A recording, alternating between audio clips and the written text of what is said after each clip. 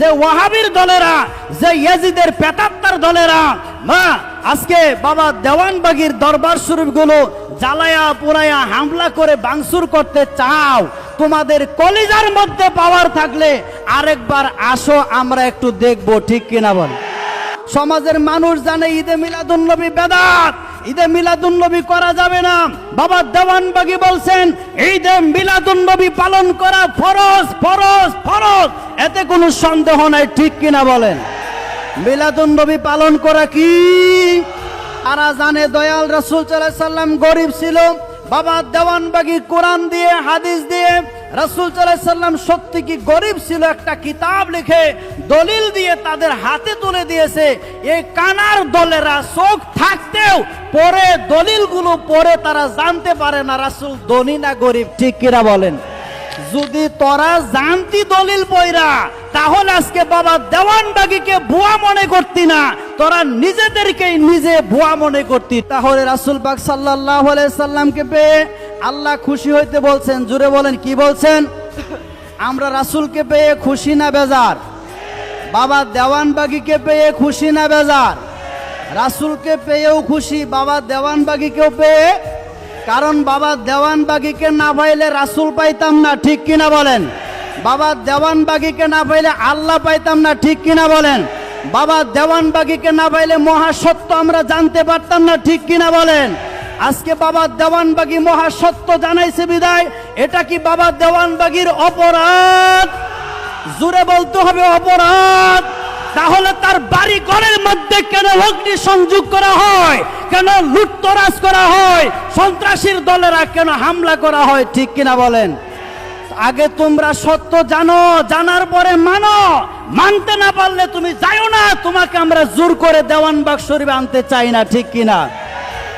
যে বা যাহারা এসব কর্ম করতেছো তোমরা প্রস্তুত থাকো আল্লাহর গজবের জন্য, ঠিক কিনা বলেন? আল্লাহর বন্ধু বাবা দেওয়ানবাগী মহাসত্য প্রচার করেছেন। এই মহাসত্য প্রচার করতে গিয়ে যে ওয়াহাবির দলেরা, যে ইয়াজিদের পেতাত্তার দলেরা মা আজকে বাবা দেওয়ানবাগির দরবার শরীফগুলো জ্বালায়া পোড়ায়া হামলা করে ভাঙচুর করতে চাও, তোমাদের কলিজার মধ্যে পাওয়ার থাকলে আরেকবার আসো, আমরা একটু দেখবো, ঠিক কিনা বল? আমরা আসি কি নাই? আওলাদে মুর্শিদগণ যখন ডাক দেবে সাথে সাথে হাজির হওয়া দরকার আছে কি নাই? আমরা বাংলার যে প্রান্তেই থাকি, পৃথিবীর যে প্রান্তেই থাকি, আওলাদে মুর্শিদগণ যদি ডাক দেয় আমরা পঙ্গপালের মতো হাজির হয়ে যাব, ঠিক কিনা বলেন? আমরা মুর্শিদ কাবলাজানকে বলবো, গো দয়াল মুর্শিদ, আমাদেরকে পরীক্ষায় ফালাইছো, ফালাও, তোমার কদম ছাড়া কইরো না, তোমার দয়ার নজর থেকে আমাদেরকে দূরে সরাইও না। ওয়াহাবিদের দলের জন্য আজকে ইয়াজিদবাসীদের উদ্দেশ্যে বলতে চাই, বাবা দেওয়ানবাগীর বাংলার জমিনে 11টা দরবার শরীফ আছে, শত শত খানকা শরীফ আছে। তোমরা যতই বাবা দেওয়ানবাগীকে বাংলা থেকে উঠাইতে চাও, কিয়ামত পর্যন্ত চেষ্টা করতে পারবে ভাবে, তবে কিয়ামত পর্যন্ত চেষ্টা করেও বাবা দেওয়ানবাগীকে ওঠানো যাবে? দরবার শরীফ কয়টা ভাঙবি ওয়াহাবির দলেরা? 11টা দরবার শরীফ আমার মুর্শিদ কাবলাজানের, ঠিক কিনা? শাহজালালের মাজার একটা, শাহপরানের মাজার একটা, শাহ আলী বাবার মাজার একটা, এরকম ভাবে চন্দ্রপুরী হুজুরের দরবার একটা, এনায়েতপুরীর দরবার একটা, বাবা দেওয়ানবাগীর দরবার 11টা। শুধু 11টাই না, খানকা শরীফ শত শত, ঠিক কিনা বলেন?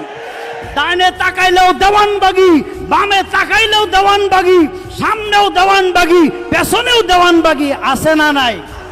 আরে দেওয়ানবাগীর কর্মকাণ্ড যেদিকে, তোমরা যাইবা কোন দিকে, সব দিকেই দেওয়ানবাগী আছে, ঠিক কিনা বলেন? ওই মুর্শিদ বাবা দেওয়ানবাগীকে আমরা ছেড়ে দেব না, ধরে রাখবো। জীবনের শেষ রক্ত বিন্দু দিয়েও ধরে রাখা দরকার আছে কি নাই? আজকে আশিকে রাসূল জাকির হোসেন ভাই তিনি শহীদ হয়েছে। তিনি যদি বাবা দেওয়ানবাগীকে ভালো না বাসতেন, দরবার ছেড়ে পালিয়ে যাইতেন, বাবা দেওয়ানবাগীকে ভালোবাসছি বিদায় সে মার খেয়ে শহীদ হয়েছে, জীবন দিয়েছে, দরবার ছাড়ে নাই, ঠিক কিনা বলেন?